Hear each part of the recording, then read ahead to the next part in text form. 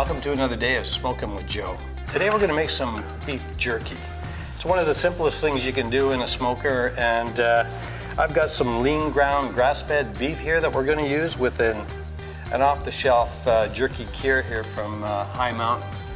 It's really quick, it's really easy, but before we get going, if you're interested in learning how to smoke other foods, subscribe. There's lots of great videos here. As well, stick around to the very end because we're going to be giving you a discount coupon code to bradleysmoker.com. You don't want to miss that. Okay, so let's get started here. All right, so inside this package comes two other little packages. We have a package of seasoning and we have a package of cure, and you can tell the difference. This one's kind of an orange color. Now the other thing I have, of course, is my ground beef. So I have to weigh this before I know how much of the cure and the seasoning I'm going to use, so I will do that right now. Set the scale to 0, pop it on, and it says I have 2 pounds and 4 ounces of meat. Now there's a little bit extra weight, of course, for the aluminum pan here, but negligible. So that means, according to the instructions, it says for 1 pound of ground beef, 2.5 teaspoons of the seasoning and 2 teaspoons of the cure. So, since I have 2 pounds and 4 ounces, that's 2¼ pounds. Very easy to figure out. Half a pound of ground beef would require 1 teaspoon, so a quarter pound is going to require a half a teaspoon. And since I have 2 pounds and 4 ounces, I'm going to need 4 teaspoons and a half of cure.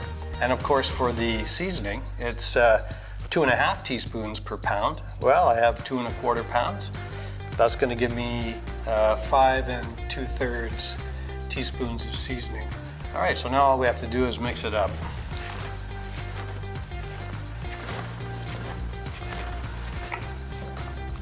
So I've got about a little under a half cup of water here.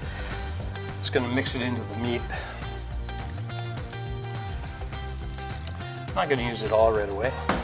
And there we go. So as you can see, it helps to mix the seasoning and the cure into the meat a lot better. Now you have the choice. You can leave it in the fridge overnight or for as little as a couple of hours. I'm just going to opt to put it in for a few hours. But because of that, I want to make sure that I mix it up pretty well. Okay, so that's blended pretty good. Okay, we're done with the mixing. I'm going to pop it into the fridge now for a couple of hours, and then we'll lay it out as jerky strips. So, here's what we're going to do. I'm going to get my handy dandy jerky squirt gun here.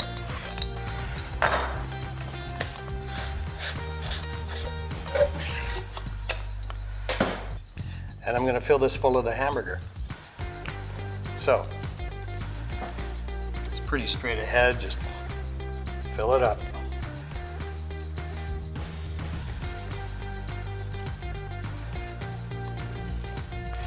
And you want to fill it right up to the top. So I've got 2¼ pounds in here. So 2¼ pounds will do 4 racks, which is perfect because I've only got 4 racks. Okay, so I've filled it right up here, and as you can see on this end, there's a little bit of space. I want to put the plunger part in there. So, okay, so first I'm going to put the nozzle on this end. There we go. And all right, so what I have to do now is I have to get the plunger to sit right in this end piece. And all you do is push the little metal tang in at the end there and slide it in. Okay. Okay, here we go. Screw this on here, get in there. And by the way, you can just rotate this to fit whichever way you want to squirt it on there. One other thing I should mention is that I have silicone mats that I put on the racks. The grid pattern is just a little too wide, and what will happen is your jerky will fall through as it cooks in the smoker. So you want to get some mats. I should have probably told you that earlier, but it's kind of obvious. All right, so let's squirt this out. And all you do is, come on, there we go. So there we go. All we want to do is apply some even pressure on the trigger here.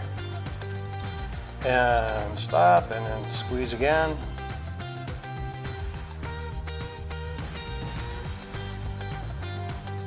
And the speed is, the harder you push it, the faster you gotta go. So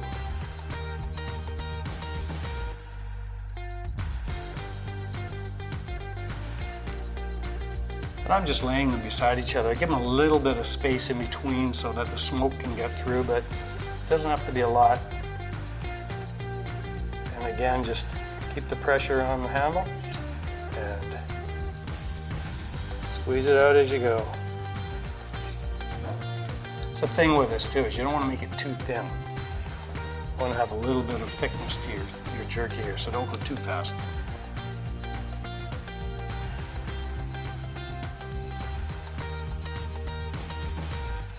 And if it breaks, no big deal.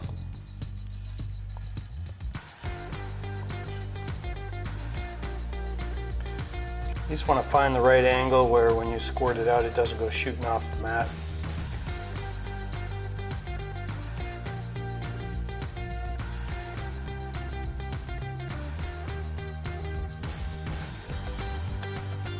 Perfect, 3 racks exactly. So these are going to go right into the smoker.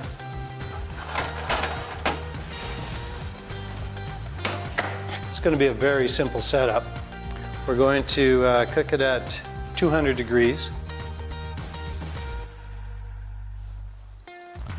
2 hours of cook time. And we're going to use about an hour and a half of smoke, an hour and 40 minutes of smoke. So that means I'm going to use 4 cherry biscuits.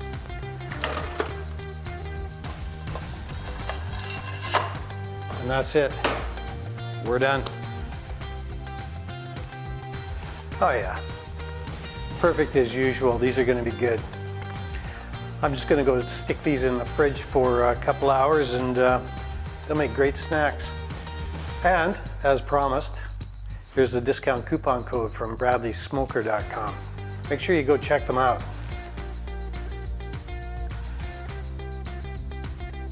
So the jerky turned out really well. It's got a lovely soft chewy texture to it. The smoke flavor is incredible, as you can imagine, and it's only going to get better as the smoke permeates into the jerky as it sits in the fridge for a day or two, if it even lasts that long. And the salty, spicy taste from the High Mountain Jerky Cure mix, well, you know, it just happens to go really well with a beer. Cheers. Oh yeah. Well, we'll see you next time.